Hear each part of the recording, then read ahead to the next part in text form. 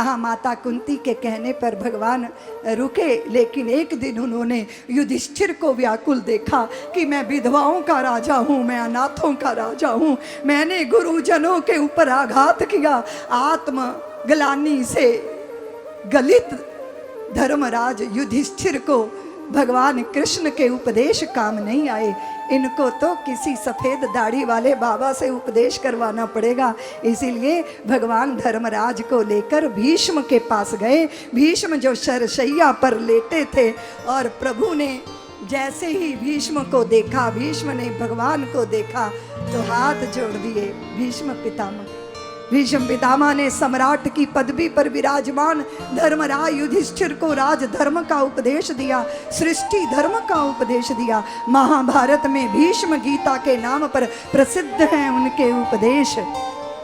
और भगवान भीष्म भगवान को उद्बोधन करते हैं, प्रभु आप आ गए, आप बड़े कृपालु हैं। मैंने जीवन के सारे काम कर लिए, लेकिन मेरा एक काम रह गया। अभी मेरी पुत्री का विवाह रह गया, मुझे मेरी पुत्री का विवाह करना है, और आप जैसा वर मेरी पुत्री को और कहीं नहीं मिलेगा।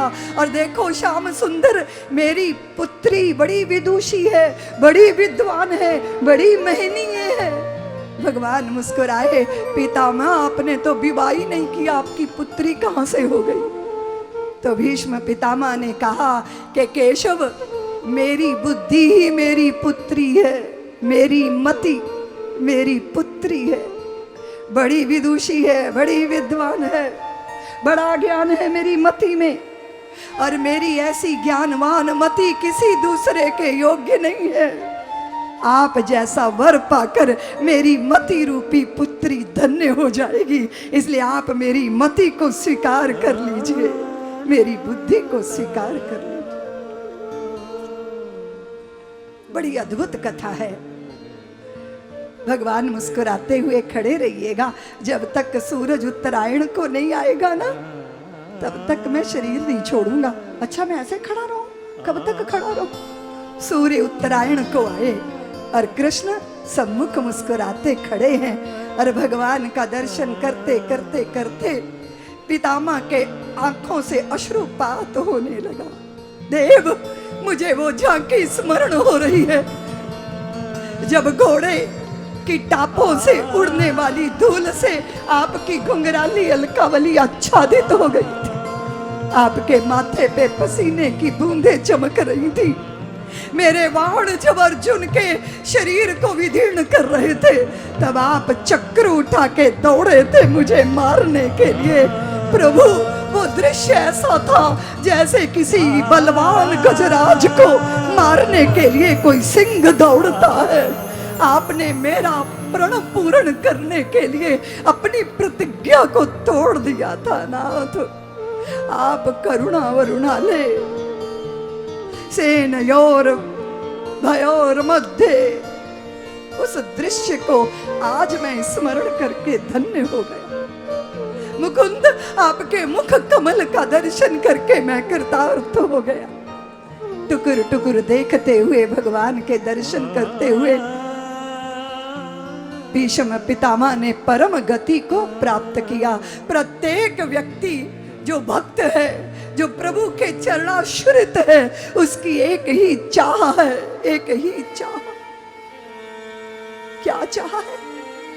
कि जब अंतिम समय हो तब सम्मुख आके श्री कृष्ण खड़े हो जाए। द्वारकाधीश प्रभु पांडवों के शोक का पितामह भीष्म द्वारा निराकरण करवाकर, अपने प्रिय भक्तों को धर्म की ध्वजा पकड़ाकर, संपूर्ण आर्यवर्त की धरती का नेतृत्व देकर, सबके चित्त को प्रसन्न करते हुए द्वारका प्रस्थान करते हैं। द्वारका वासियों ने बड़ा ही दिव्य भव्य भगवान का आदर किया, सम्मान किया, स्वागत किया। आगमन मंगल आगमन, इसलिए अद्भुत सम्मान हुआ। शौनक जी ने पूछा, भगवान परीक्षित का क्या हुआ? उत्तरा के गर्भ में जिसकी रक्षा की गई थी, उसका क्या हुआ? भगवान से रक्षित वे बालक विष्णुरात कहलाया। सूत जी ने कहा, जो भी गोद में लेता था सबको वो देखता था। प्रतीक्षा करता था, परीक्षा करता था कि वो चतुर्भुज कहाँ है, वो चतुर्भुज कहाँ है। इसलिए विष्णु रात का नाम परीक्षित पड़ा। समय आया एक दिन, बड़ा विचित्र समय आया।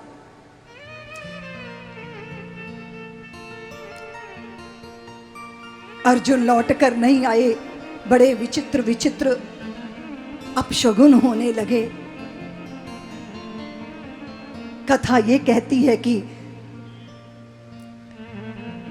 विदुर जी तीर्थ यात्रा करके जब लौटे तो पांडवों ने उनका सम्मान किया। रात्रि का समय था। वे धृतराष्ट्र से मिले और गांधारी से मिले और कहा कि जिनको विष के लड्डू खिला के मारने का प्रयत्न किया आपने, उन्हीं भीम से सेवा पाके आपको संकोच नहीं होता। धिक्कार देता है वो जो सच्चा होता है। बहुत लोग चापलूसी करते हैं, लेकिन एक वैद्य और एक सचिव और एक गुरु अगर ठकुर सुहाती करने लग जाएं तो समझो फिर अब कल्याण नहीं होने वाला। विदुर जी ने ऐसे कड़वे सत्य का उद्घाटन किया कि सारे आकर्षणों से मुक्त होकर निकल गए। विदुर जी के साथ गांधारी और धृतराष्ट्र अपने ताऊ जी को प्रातः काल ही प्रणाम करने जाते थे। धृतराष्ट्र ताऊ ताई को ना पाकर व्याकुल हुए, लेकिन बताया व्यास जी ने कि उनकी चिंता मत करो। 7 महीने तक अर्जुन लौट कर नहीं आए। जब वो भगवान के साथ द्वारका गए थे, अपशकुन होने लगे। और एक दिन 7 महीने बाद जब नष्ट पराया श्रीहीन मुरझाया कमल लेकर, मुख कमल लेकर अर्जुन आए तो पूछा धर्मराज युधिष्ठिर ने, भाई तुझे क्या हुआ, क्या हुआ? तुमने किसी अगम्य स्त्री का गमन तो नहीं कर लिया? तुमने गाय को पैर से छू तो नहीं दिया? तुमने सूर्य की तरफ मुख करके मल मूत्र का त्याग तो नहीं कर दिया? अरे तुमने किसी शरणागत का अपकार तो नहीं कर दिया? अर्जुन, तुझे कहीं द्वारकाधीश का वियोग तो नहीं हो गया? ये सुनते ही हाहाकार करते अर्जुन धरती पर गिर गए।